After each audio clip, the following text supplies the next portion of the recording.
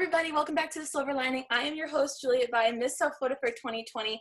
And before we get into today's episode, I just want to remind you all to vote.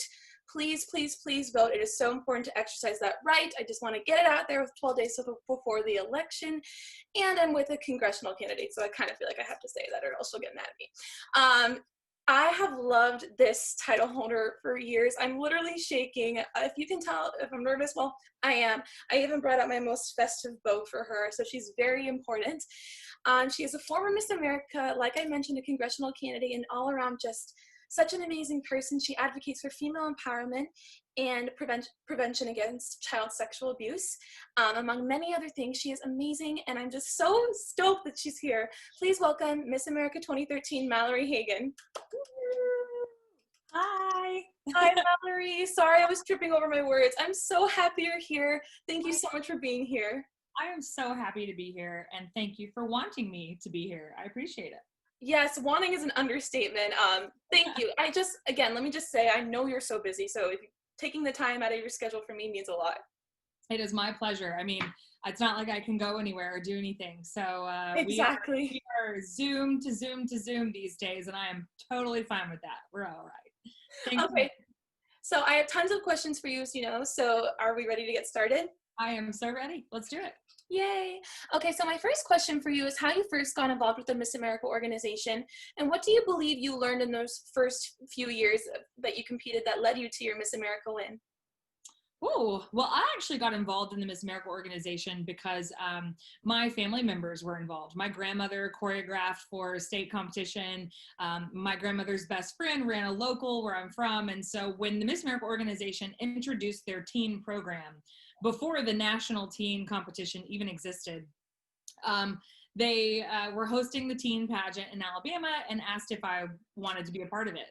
And since I had a talent already, I said, sure, why not? It'll be good practice for my dance competitions coming up. And I ended up getting third runner-up out of 40-something girls my first try. And so I sort of got bit by the bug, as you know. And so after that, I was first runner-up and then second runner-up and et cetera, et cetera. And I think what I learned was I got a lot of practice from my teen years moving into my Miss years of how to better discern people's opinions, right? When you're in this organization and others like it, you tend to hear over and over again, you should wear this, you should say this, you should never say this, you should do this, you should, it's just a lot of opinions. So I feel like in that time frame from my teen years into Miss, I learned how to take certain opinions with a grain of salt and how to really embody other opinions that matter. Definitely. I think that, there's such a big component of having confidence in yourself when competing for these competitions. You have to have that, conviction and believe in yourself and, take people's opinions with a grain of salt, but not take them too seriously. As a national title holder that's faced with so much scrutiny, or even as Miss New York, you're like looked at and everyone can pick you apart or put you down, but you just have to rise above it. And as Miss America, I'm sure you did because you represented your nation so well. Oh, thank you. Yes, definitely. You have to be able to sort of let some things roll off your back. And then other things, are probably valid, and you need to be able to self-assess and to take that critique and internalize it and do better. So, everybody's opinion has a place, and it just, as a title holder, depends on how you take it in and what you do with it that really matters. Definitely. That's very good advice. And so I'm wondering, you competed in teen, as you mentioned before. You were an outstanding teen in Alabama, correct? I wasn't. No, I didn't win a state title in Alabama. Okay. But I did compete for 4 straight years. So I was a runner-up 3 out of those 4 years. So you know the outstanding teen organization well. Absolutely. Know it very well. Mm-hmm. So I'm wondering how many titles you served through the Outstanding Teen organization combined with the Miss organization, and how do you think those years of service changed you as a person and changed your communities? Sure. So in total, I've held 8 local titles and 1 state title, and then Miss America. So in total, I've served in 10 different roles, I guess you could call it, within the Miss America organization as a title holder. And with each one of those titles, something different transpired, and I learned something more about myself, and I served my community differently. one of the things I think that happens within the Miss America organization, since we do have a social impact initiative or a platform, that a lot of times people feel as though they can't change that social impact initiative because they've done so much work with it already. And one of the things that I did consistently was reevaluate where my passions were. So as a teenager, my platform was about arts education in schools. And so I did a lot of work in my community and talking to administrators about arts education. And then as I got older, I was a Dove Campaign for Real Beauty ambassador. Oh, So wow. I worked on girls' confidence. I did sessions at Girls Inc. and Boys and Girls Club, and I really traveled around talking to young women about their self-worth. And then right before I competed in Miss New York, my last time, my social impact initiative was centered around child sexual abuse prevention. So my passions changed, and therefore the role in the community that I had changed throughout those titles. But I think each one of them obviously led up to me doing well at Miss America. Definitely. And as you mentioned, your last platform was child sexual abuse prevention. And I'm wondering, what led you to that path? What ignited your passion for that? Because as in your role of Miss America, that was huge for you. You made huge strides with that. And it's still important to you today. It's even in your Instagram bio. So clearly this is a very important cause to you. How did you stumble upon it? Well, I didn't stumble upon it. It is something that has blanketed my family in many ways. Many of the women in my family were victims of child sexual abuse. To take it a step further, many of the women in my family are also victims of assault or rape. And it was just something that I felt called in my last year of service in the Miss America organization to really evaluate what I was passionate about. And I did that because the Miss New York, I competed in Miss New York twice, and I was first runner-up twice before I won. And Claire Buffy, who won Miss New York the first time I competed, she made tremendous strides in marriage equality in the state of New York before it was federal. And then I watched Miss New York the year after her, Caitlin Monty, travel the state, making tremendous strides in the conversation around bullying. And I thought to myself, I don't know that I'm as passionate about my platform as they are. And so I just made the decision to talk about something that was much more impactful on my life. And that was the prevention of child sexual abuse. And so that's when I really found my stride as far as my community service. And that's why I chose to talk about it. Certainly, and I'm so sorry to hear that the woman in your family went through that, but obviously you were doing a huge service to women for advocating for this important cause that's probably not talked about enough. And also what you said, I found something I'm really passionate about, my social impact initiative. I think that's just so important to your year of service, having something that you truly believe in and truly are educated about. I switched my platform too. My platform also used to be arts education. And while I love the arts and I love to advocate for it, now my platform is organ donation. And that's something that I just am so much more passionate about. So I completely understand what you're saying. And I think it's made me a better title holder. Yeah, and it doesn't negate the work that you did in arts education. In fact, it probably makes you a more well-rounded title holder, because now you have this past expertise that you used to focus on, and you can still talk about those things when you're out and about, or you can do appearances that are centered around that. And it's okay for your passions to change. You're growing and changing as an individual, and we all should be so lucky to find multiple passions in life and to have roles that allow us to talk about them. Definitely, I so agree. So now my third question, it is a long paragraph because Mallory is very accomplished and very educated. So excuse me, I do have to read it. I wrote a novel about Mallory and she was probably like, okay, thank you for sending me my whole life story. A question form. She was like, great. Okay. So you initially began your collegiate studies at Auburn University, where you spent a year studying biomedical science. Very fancy. You then moved to Brooklyn, New York in 2008, and at the time of the 2013 Miss America competition, you were at the Fashion Institute of Technology. You were a student there where you studied advertising, marketing, and communications. You were also part of the Presidential Honors Program at FIT, and you used the scholarship money you earned to complete your education there. Go Miss America scholarship money. After your reign as Miss America, you shifted your interest from marketing to television hosting and moved to LA to pursue a television career. You then worked as an evening news anchor at WLTZ-TV in Columbus, Georgia, before your congressional run. And that is just a very impressive list of academic and work-related accomplishments. So I'm wondering why you chose to pursue this course of study at FIT, and why, and what led to your New York move in 2008. And Also, my last question was, how did Miss America help with your education? But we obviously know that they gave you scholarship money. Sure. Well, initially I moved to New York in 2008 because I was going to school at Auburn and I felt just sort of out of place. I didn't know really what I wanted to do. I thought I wanted to be a dentist, which is why I was in biomedical science. That is not what I wanted to do. You do have pretty teeth, though. Huh? You do have pretty teeth, though. Oh, thank you. So yeah, so I moved to New York and I didn't really have any plans. I just picked up and moved. I had no money, no job, no place to live really. I just was like, I got to get out of here. And it was a few years into me living there that I stumbled upon FIT's cosmetic and fragrance marketing program. I grew up in a hair salon. My mom owns a hair salon and she also owns a dance studio. So I sort of grew up in the world of sitting on the salon floor. And so something about the cosmetic and fragrance marketing program at FIT just spoke to me as something that could sort of marry that world with the world of business.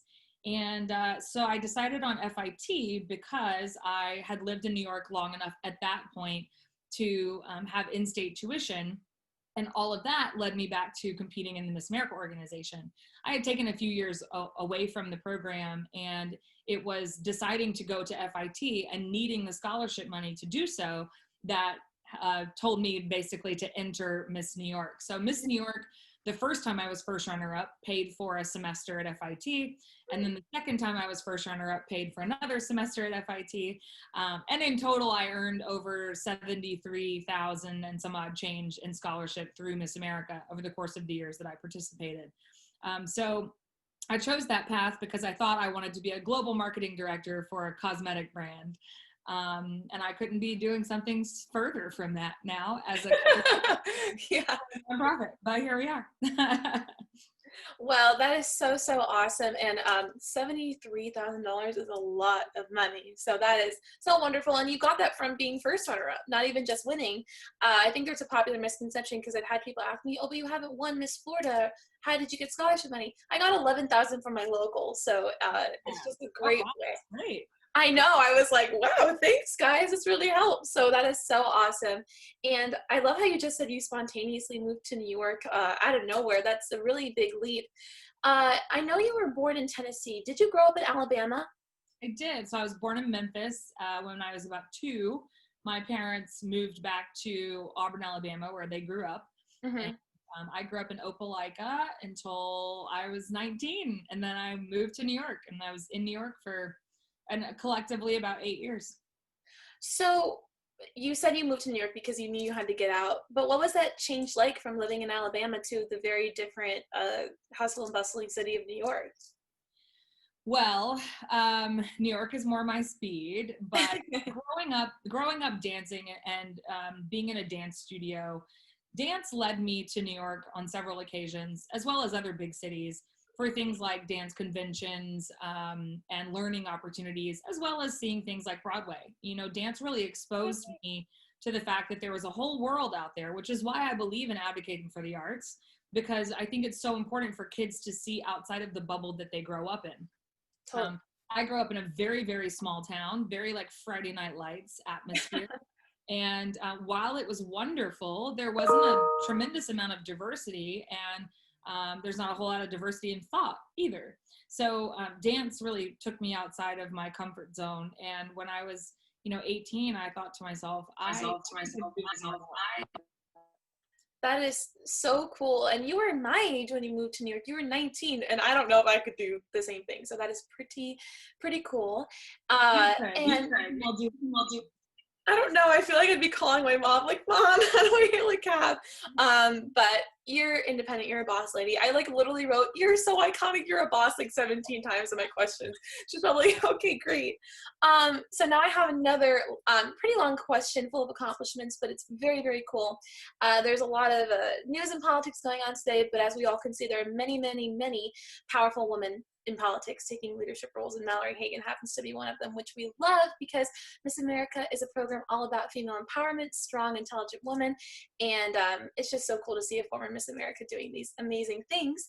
So as I mentioned previously, you ran in the 2018 congressional election as a Democrat in Alabama's 3rd congressional district, and you were endorsed by the Alabama New South Alliance, the Retail Wholesale and Department Store Union, and Citizens United, Lily Ledbetter, and received a, quote, Gun Sense Candidate distinction from the Moms Demand Action. And in the first quarter, you raised over $100,000 for your congressional race. That's a lot. That's amazing, and you are a girl boss, and that is so cool. So I want to know what inspired you to run for Congress, and what was that experience like?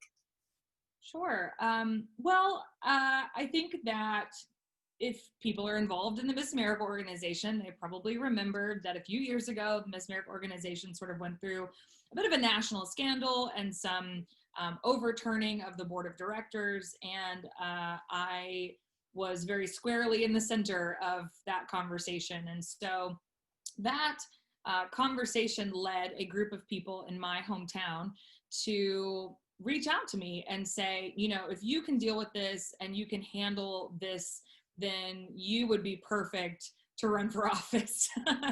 Yeah. So actually, I didn't draw that connection myself, but we had several conversations about the possibility of running. And the more I started looking at the number of women that were in leadership roles, the more I started thinking about the fact that we had a congressman who had been in office for 16 years at that time and really didn't have anything to show for it. And just the rhetoric that we were seeing across the country, I felt that if people felt strongly enough that I could do it, then I should do it.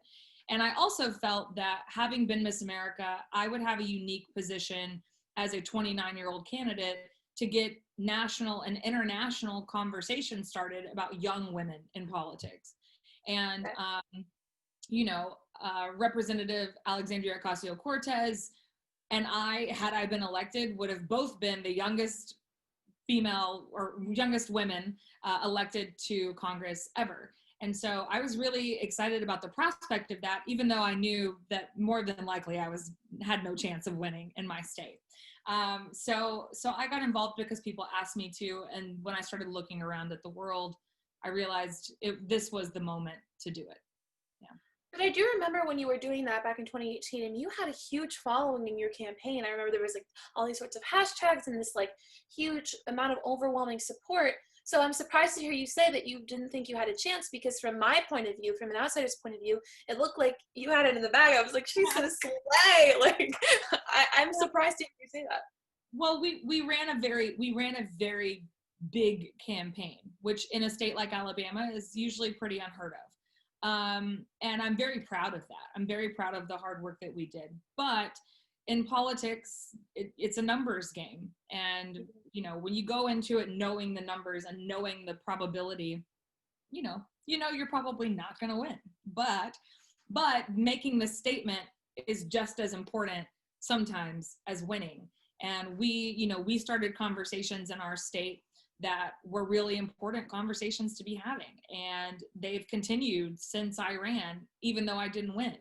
And so, sometimes it's not about winning, it's about what can you accomplish along the way. And I think that translates to Miss America and to many things in life.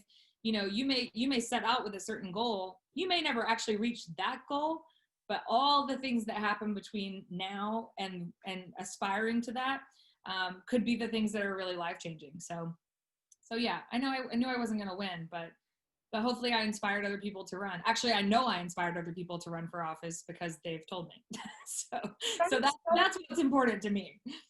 That's amazing. And I really, really like that you said that it was never about winning to you. It was about raising awareness for these issues. So you weren't like, oh, I have to win the ultimate prize. You were like, let's just start conversations and let me use this high amount of publicity that I've garnered to do that, which is so great. And like you applied it to the Miss America competition. Even if you never win a state, you never win nationals, you've still spent so much time advocating for a certain platform, a certain issue, and raising awareness in your community. So that's so important. I just love that you said that. I admire that a lot. And how cool it is too that people even said to you, you should be doing this. And like people saw that in you. I know that you mentioned that huge media firestorm that we witnessed. I don't know if it was back in 2017 or 2018, but yes, as you mentioned, you were at the center of that, and you handled that with such grace and poise. And I also saw a lot of your Miss America sisters backed you. And so I just want to commend you for that, because I think that took a lot of strength that, can only be displayed by a true queen, honestly. Thank you. I appreciate it. It was a wild time in my life. I'm glad it's over. Definitely. I do have to ask, were you surprised when that all like surfaced, or like were you surprised when that was happening, or were you like, whoa, or I wish I had been surprised. But no, I wasn't. I think hindsight's always 2020 when you start to think back at things that were said in front of you or things that were said to you that you didn't really process, when all of that transpired, in hindsight, I was like, oh, this makes a lot of sense actually. So I'm proud to be a part of changing that culture within yes. our program, and I'm proud to still be a part of making sure that that type of behavior and that type of culture is no longer cultivated and is in fact not even tolerated within Miss America. I just sincerely want to thank you because as a first time Miss title holder going into this Miss organization, because teen is very important, but it's a whole different system. I'm experiencing that right now. And I just want to thank you because you've made the system a safer place and a better place for title holders like me.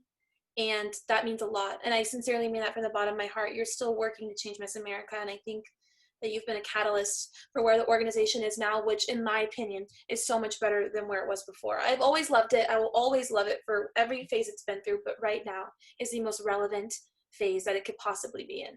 Thank you. Thank you for saying that. It's not always easy. No. Not always easy behind the scenes, but I truly believe that we're at this sort of turning point, and we've just got like a little bit more of a hump to get over, and we're working so hard to do that. And that's because all of you are out there doing your great work and being great representatives of our program. And to me, being a part of hopefully continuing that change is so that there is no shortage of women like you out there doing good work. And I've said this a million times, but we've got lots of Instagram influencers and people that tell us how to dress or how to work out or all of these things. But I think we need more Miss America women across the country, inspiring the next generation to give back and to get involved and to be leaders in their community. And I think we've been doing that for a long time, but I'd like to see more of it. So I look forward to those days too. That is amazing. I so agree. And I can't believe Mallory Hagan just said, I'm doing good work. I've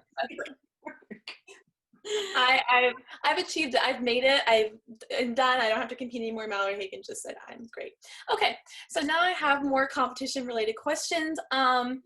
This has to be one of my favorite Miss America performances. I'm not just saying that. You tap danced to James Brown's Get Up Off of That Thing, and it was so iconic. The costume, you were like so into it and like tapping. First of all, I'm obsessed with The Bachelor, and I know Chris Harrison was the host that year, so if I had to tap dance in front of him, I would be freaking out.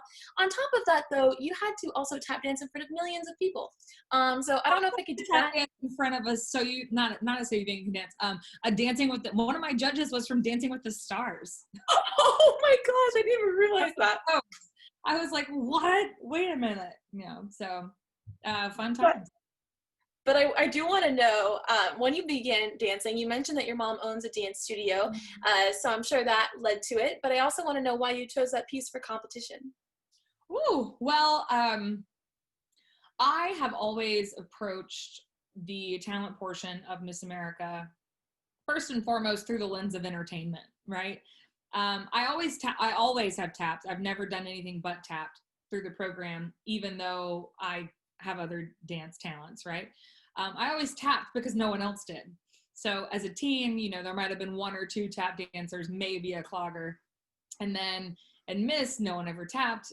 If they did, generally speaking, there was only one or two of us. Of course, I won Miss New York, and then that year in the Miss America competition, there were more tap dancers than ever in the history of Miss America, totaling 8 tap dancers. Oh my gosh.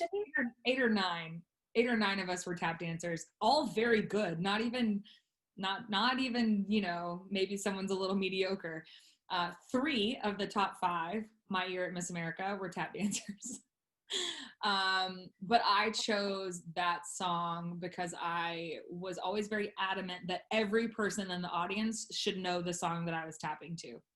It was just one of those things where I was like, it's how you win over everybody, right? If you get on stage and you're dancing to something that only people under the age of 25 know, well, that's not going to be your judges, right? It's not going to be the rest of the audience. And so I always approach choosing music as a way to bring the audience together. And, everybody's having a good time, including your judges. There's no way they're not going to score you well.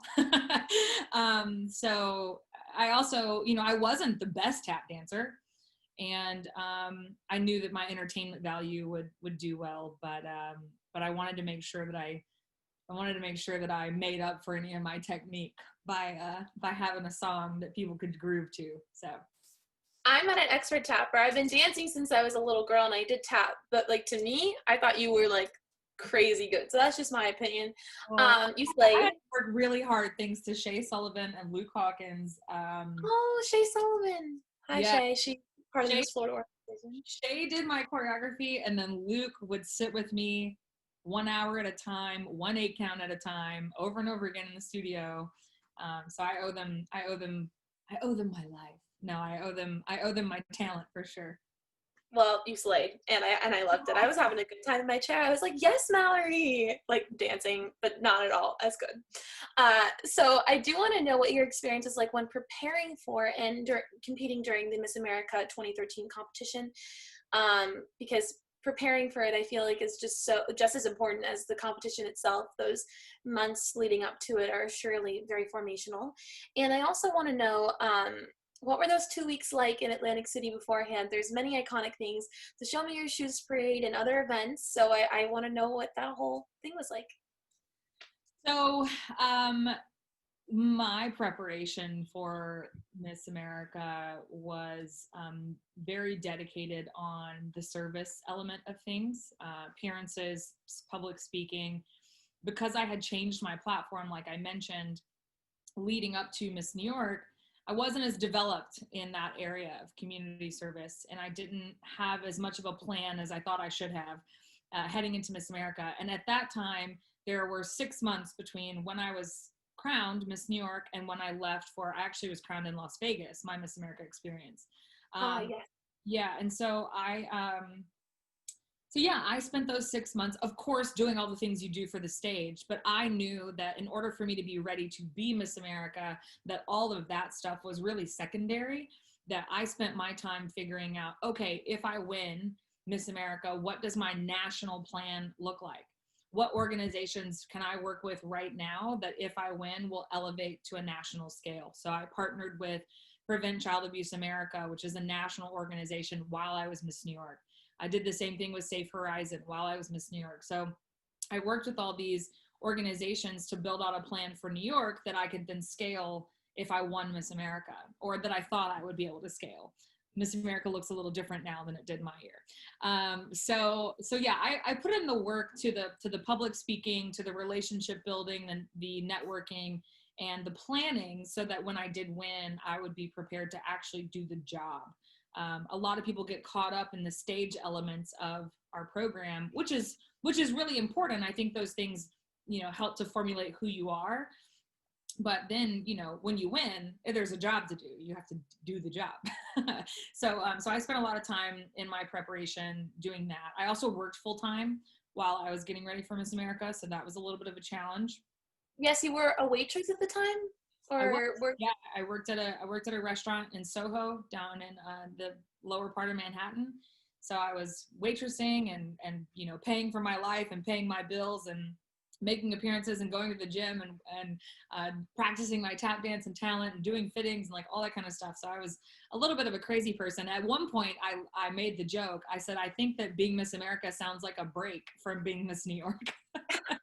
And it was, to be honest, I felt that being Miss America was easier than being Miss New York in the role that I had created for the Miss New York that I was. So yeah, it was a little bit of a wild time. But getting to Atlantic City, you mentioned that I actually was the Miss America it was my year that we brought Miss America back from Las Vegas to Atlantic City. And so I did get to see sort of what those weeks looked like for the candidates that were competing, and the Show Me Your Shoes parade, I got to ride in it as Miss America versus as a candidate, which was kind of nice.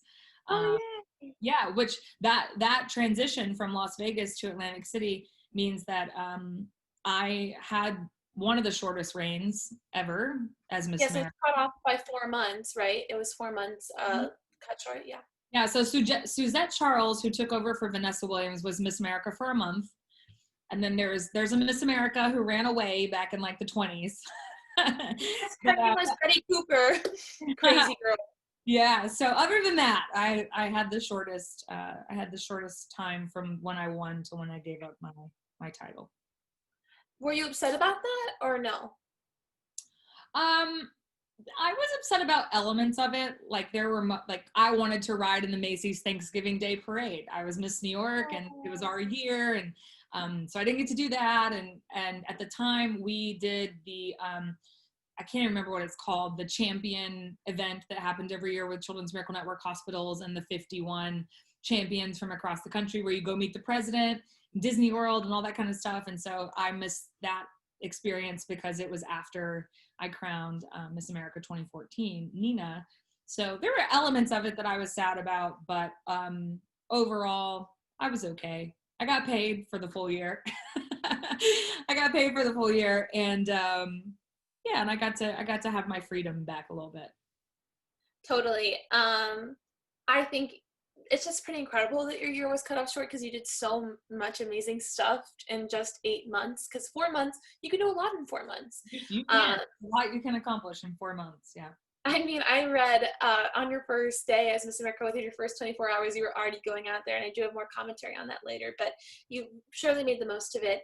And I do remember now, I'm having flashbacks of me as like a younger girl being like, go Mallory, where you were like in the 2014 intro, and you were like, we're back in Atlantic City. I forgot that year that you won was the last year that you guys were at Planet Hollywood. Mm-hmm. But yeah, I do remember that. And that was so, so cool. And now I want to go back to your crowning moment. You were hand in hand with Allie Rogers, Miss South Carolina 2012. As you can tell, I'm really obsessed with her crowning moment. And the look on your face is priceless. Like, you literally look like you were like, what? I loved your dress, by the way. I just do want to say that I think that, like, it was obviously gorgeous, like a goddess dress, but it was relatively simple compared to a lot of the girls' dresses up there. It was just simple white, and then you had beautiful statement earrings. I just loved your dress. I remember watching you on Pageant Confidential. I sound like such a stalker. I just do my research. I really do. I'm like, so you did this, and then on December 12th, 2013, you're like, wait, what? Were you there? I remember on Pageant Confidential, you said, I think you spent $300 on your dress. Like, I think some girls spend more on their dress for Miss America than they do for their wedding dress. But I loved your dress. I loved the whole moment. I want to know what you were thinking when you won Miss America. Ooh. There were a lot of thoughts. Yeah. I'll try and run you through them. The first one was no way. The second was, it's so funny, but the year before, Laura Kepler, when she won, there are photos of her with just like mascara all over her face. I know. She didn't wear waterproof mascara. So that was the first literal word out of my mouth, was I was like, oh no, I'm not wearing waterproof mascara. Oh my gosh, I think I can see that. You're like, these photos of me with mascara on my face. I had been first runner up so many times that I was just not prepared for that.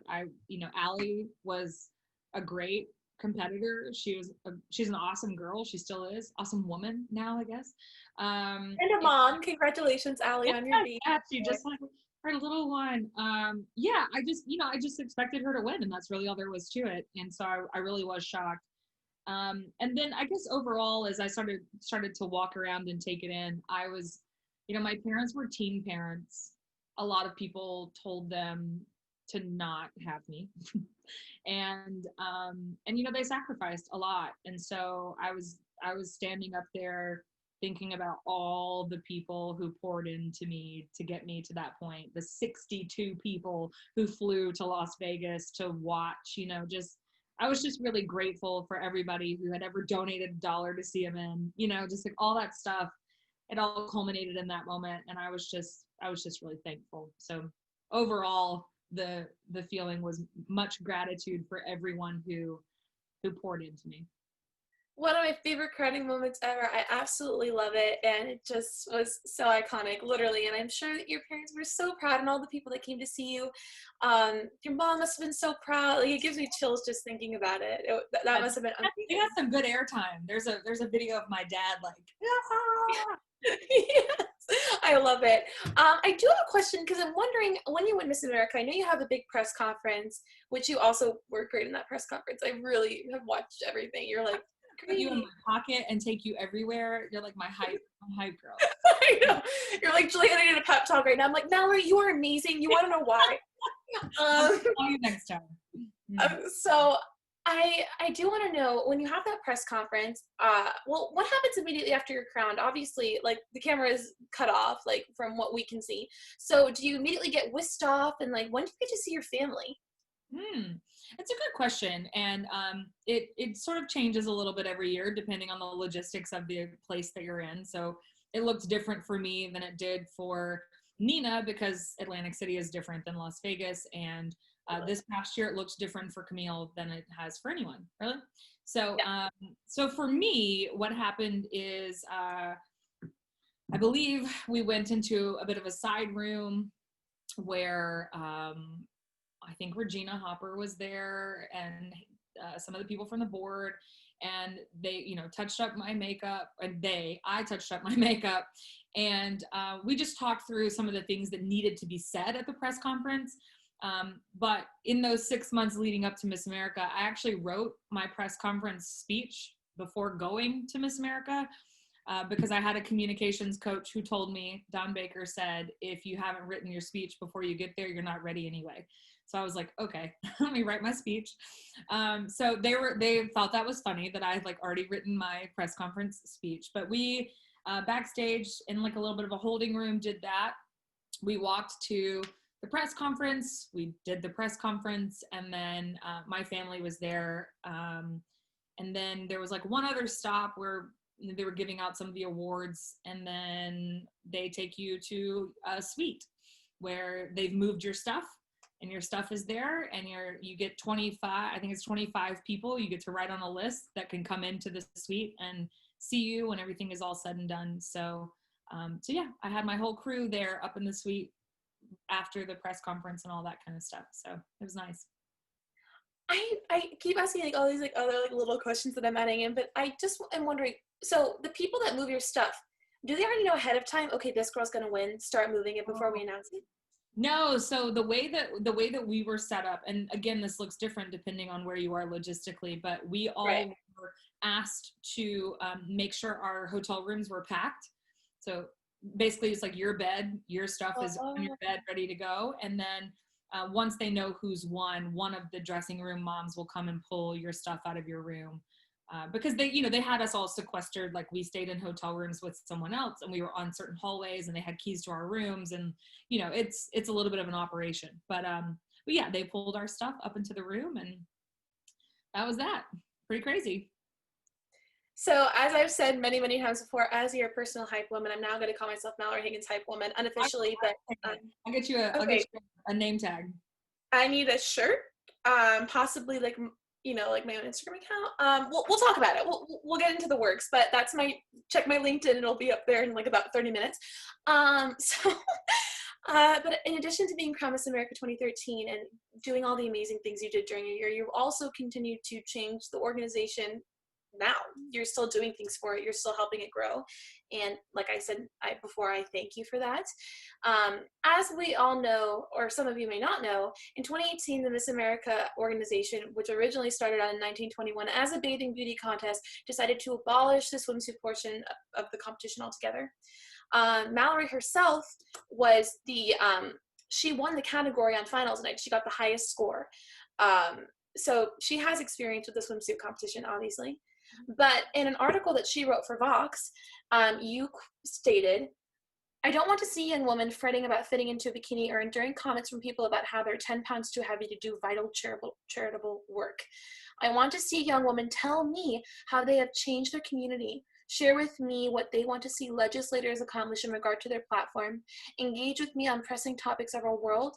Miss America is an advocate, a speaker, a scholar. She is not a bikini model, and it's high time we showcase that in our telecast. So when the audience hears the brand's iconic song, "There she is," they'll get it. Yeah. I love that. I could not agree more. So those are very powerful words, and you clearly support Miss America's decision. Do you think this choice has made the pageant more relevant? Were you surprised when you heard about it? And how do you think it's changed the system for the better? Um, well, I think it's obviously been a very divisive decision within our Yes. program. Um, and I want to preface what I'll say with it's not that I don't personally think that you can't be both. I think that you can be beautiful and put together and fit and also care about the world, do charitable work, et cetera, et cetera. I just don't think that's what our job really looks like. And so the year that I spent as Miss America, and since I've been paying attention to Miss America, no Miss America has gone out into the world and modeled a bikini. No. Being physically and emotionally fit, and I mean like in a holistic way, is important because this job is a rigorous one. It requires travel. It requires little sleep sometimes. It requires that you have a sense of independence and mindfulness about yourself and self-awareness. So I do think that overall holistic health is incredibly important still to doing this job. But the reality is that throughout the 365 days that you are Miss America, you don't do anything that requires you to put on a swimsuit. And so Right. I just always felt like we had a telecast the one night on TV where we get to market to the whole world. We had a telecast where we have women walking around in bikinis to get a job where they'll never walk around in a bikini. And in fact, contractually are not allowed to walk around in a bikini. So it just Right. didn't make any sense.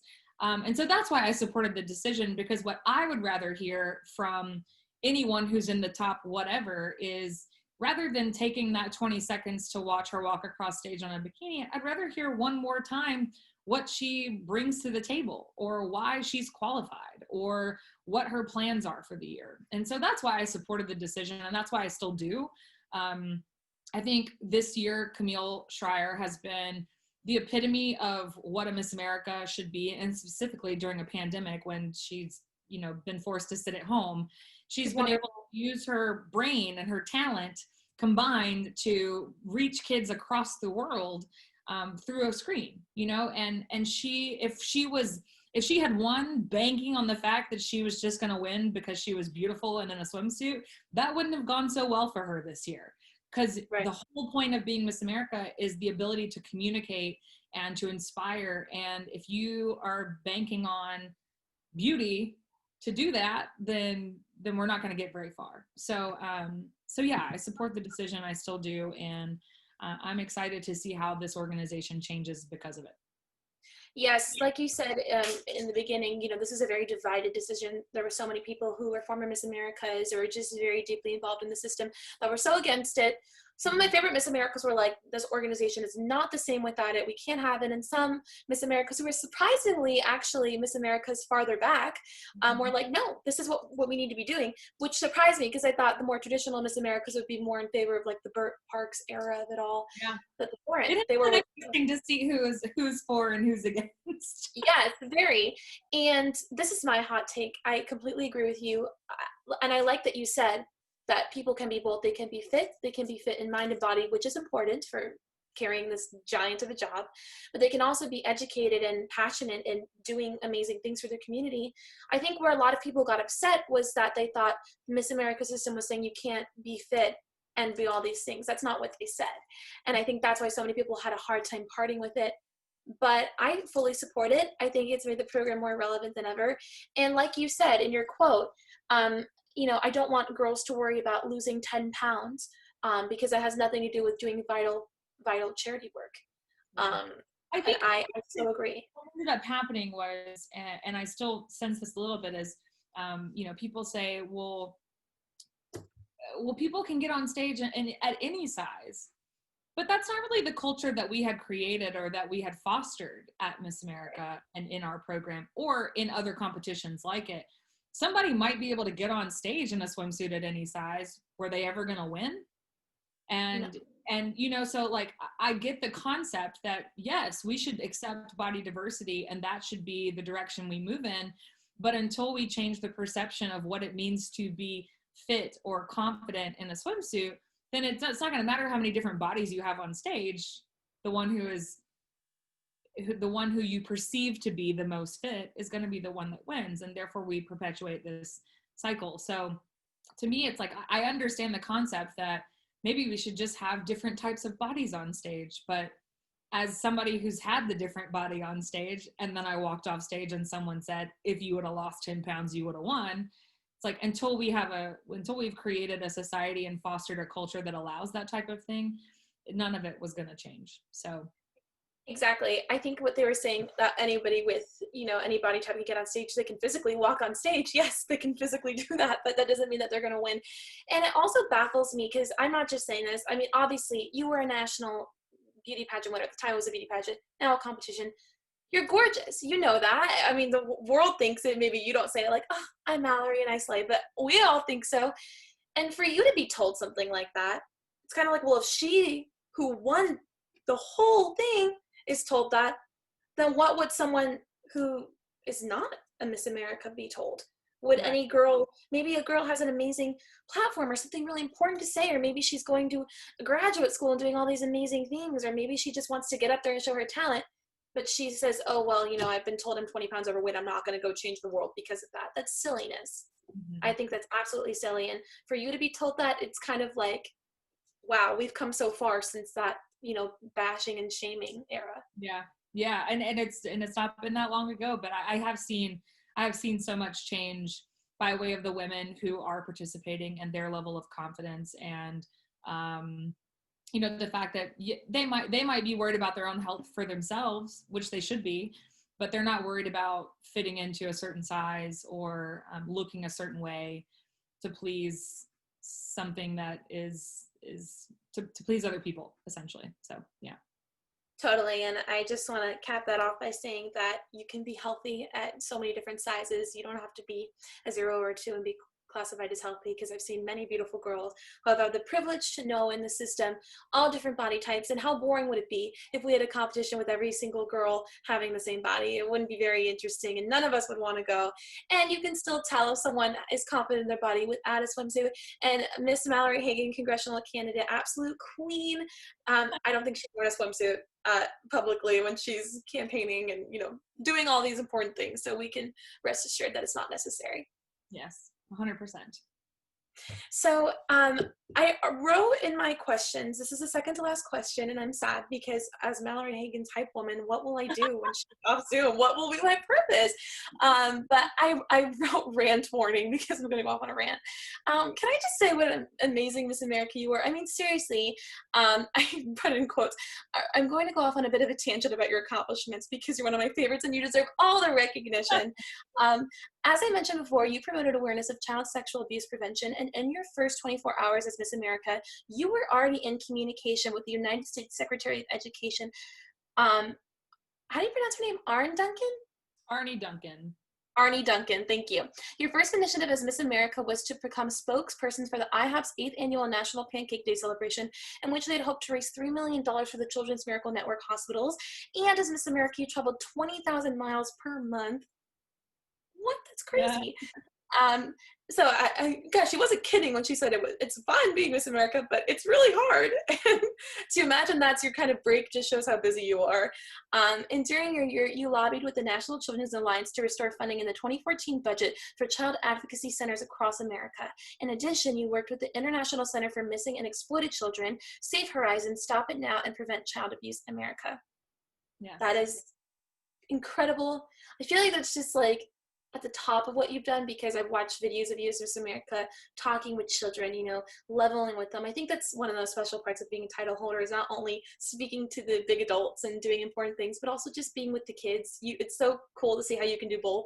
Like walk in there and slay and be like, here's what we're going to do. Here's how we're going to promote my platform. But then go to the library with the kids and dance. I remember you were showing them the planets and stuff, and you were like, I'm the sun. And I was like, she's so cool. But I think you're amazing. And I just want to ask, how does it feel to know that you impacted America in such a short time, 8 months?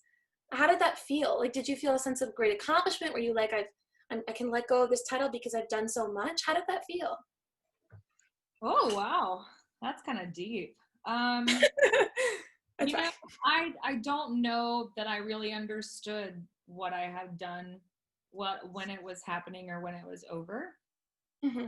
And there are days when I'm like, oh yeah, I did that. That's, you know, Oh um, wow, I'm brave. yeah, I think that we all live with a little bit of imposter syndrome. Um, I'd be lying if I didn't think that within the culture of Miss America, there's still a lot of competition, even among the people who win. And so there's always a, did I do enough? Was I impactful enough? Um, all of those things. And so when it was over, I was just ready, to move on. But I don't think I really took it all in. It wasn't until I started contemplating running for Congress that I started listing out, what did I do? Who did I work with? So that I had something to back up why I was running for office. And that's when I was like, wow, I did a lot more than I thought I did. Interestingly enough, I was also in contact with the then Vice President, Mr. Joe Biden. Wow. He called me after my onstage question at Miss America and extended the offer to work on gun sense legislation to me, which was really awesome too. I wasn't allowed to pursue that offer, but I would have if somebody would have let me. My Yeah. jaw is dropped. I am gone. Mm. Great, Mallory. Now you get to accomplish more. So I have more questions. Great. She's like in her Starbucks. She's like, I did that. We love that. That is so cool. Wow. Amazing. I'm sorry you couldn't take that offer. I mean, you had Miss America. I know you're not allowed to pursue outside jobs, obviously, because the job of Miss America takes up enough time with 20,000 miles per month. But that is absolutely amazing. And I wonder, you said, you were ready to move on. You had other things to pursue, which I just want to capitalize on that too, because a lot of people think once you win like a state title or a national, like the girl's accomplished all she wants to, like she's going to go do whatever now. That's not true. You were immediately pursuing other bigger and better things, making a lot of moves in your career. So that's great. But yeah, you said it was easy to let go of, but was it a big adjustment? Like when you were like actually allowed to sleep in or not move from place to place every day? Was that weird? Were you bored? Like, were you like, I don't have as much to do? It was a huge adjustment because I was incredibly independent before I won. And I had lived on my own for almost 6 years at that point. And to go from having your own independence and your own, no one telling you what to do, to suddenly everything you were doing was, so I had to have permission from someone else to leave the hotel. Yeah. That was a really tough adjustment getting into being Miss America.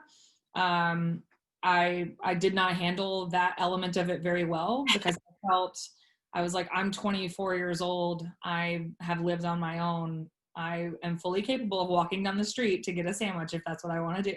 Like, I was very not okay with that element of things. And I'm proud to say that culture doesn't exist anymore. Oh, Miss America doesn't owe anyone an explanation for what she's doing in her time off. She's an adult and, she's an employee, but she's not owned by this program. right. So I'm very proud to say that's not how things are anymore. But getting out of that, I find it's almost like I finally just like gave up and was like, okay, fine. What am I wearing? Where am I going? What am I saying? If that's what you want me to do, that's what I'll do. So I kind of like gave up on the concept that I was ever going to have any say in what I was doing. So when it was all over, I was like, oh, right, I have to make my own decisions again. And I have to, so it was a little bit of an adjustment. It's also an adjustment. And I think any Miss America will tell you this, that all eyes are on you for so long.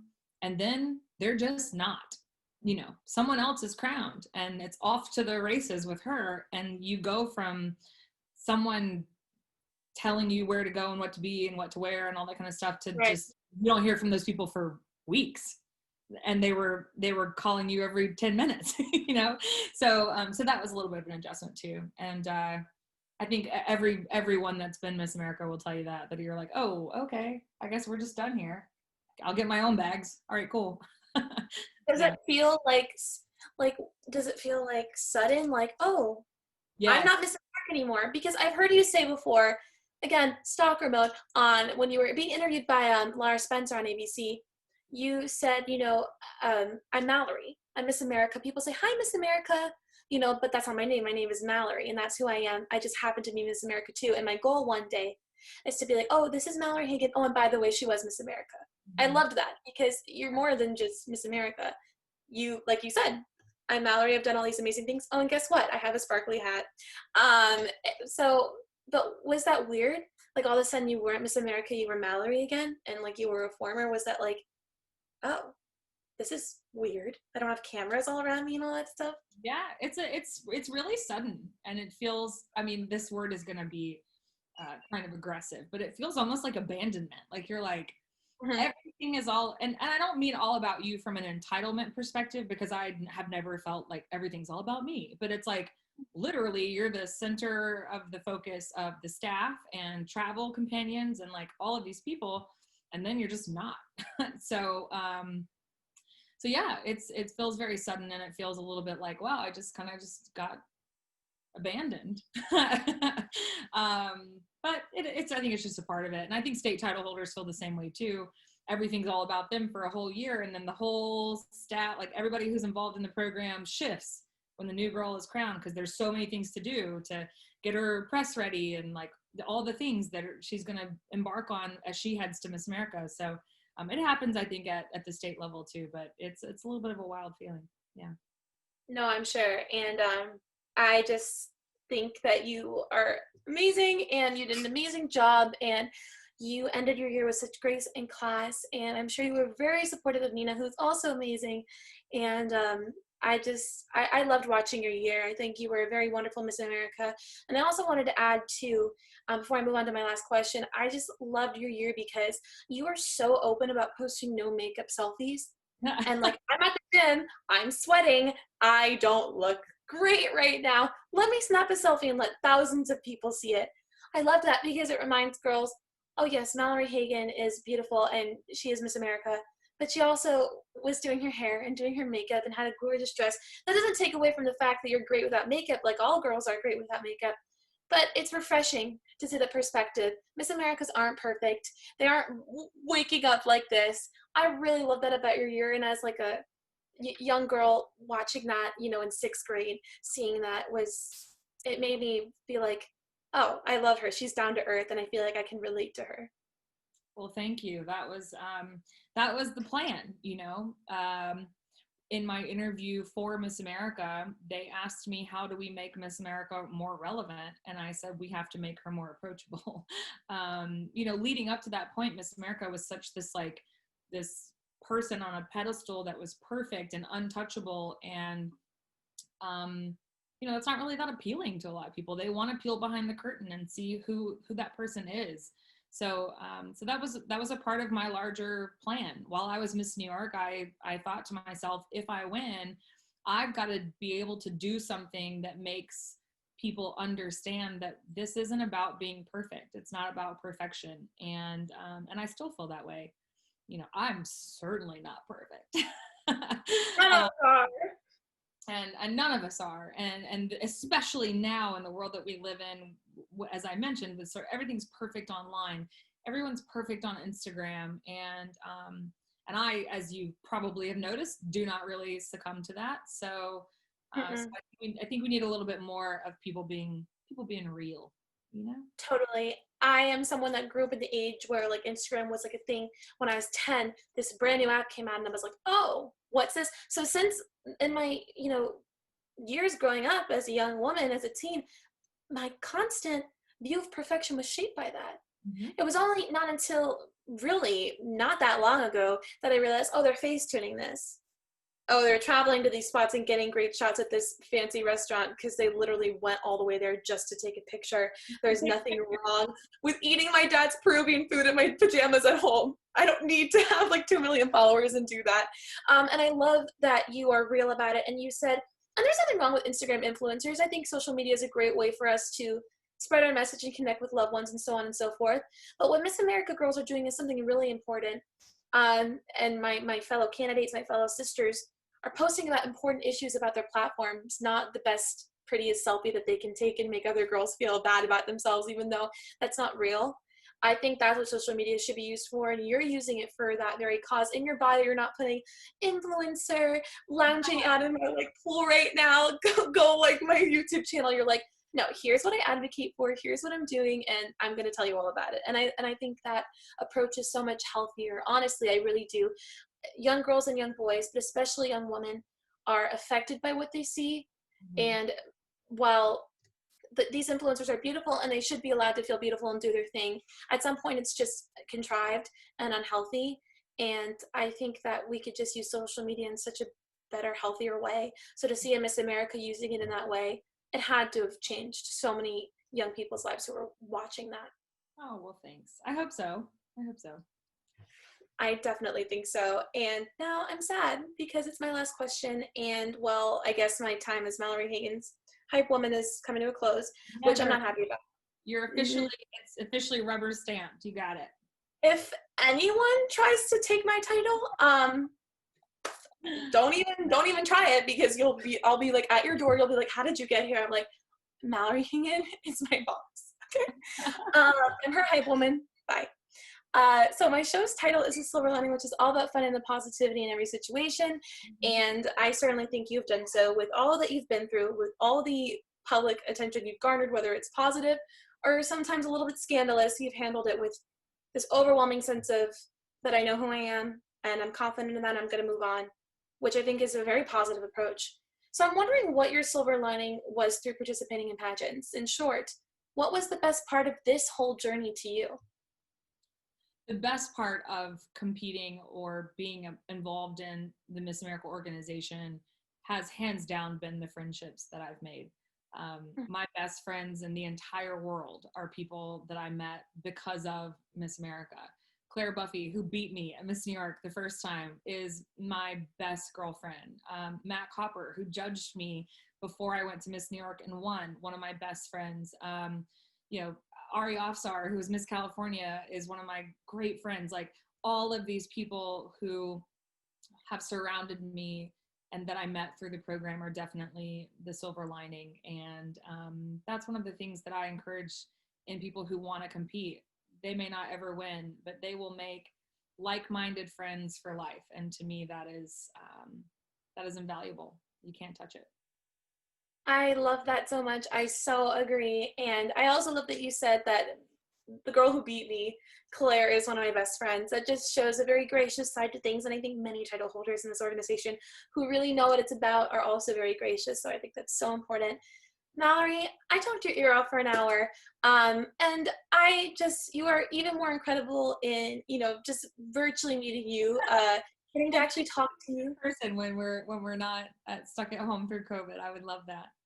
So when I ask you for plans, All overdue for a trip to South Florida. I'm just saying. I'm gonna just tape this part, and when I ask you for plans, I'm gonna send this to you and be like, Mallory, you said it, not me. I will do it. Ask anybody who's whenever I traveled as Miss America, anybody who was around, I would be happy to.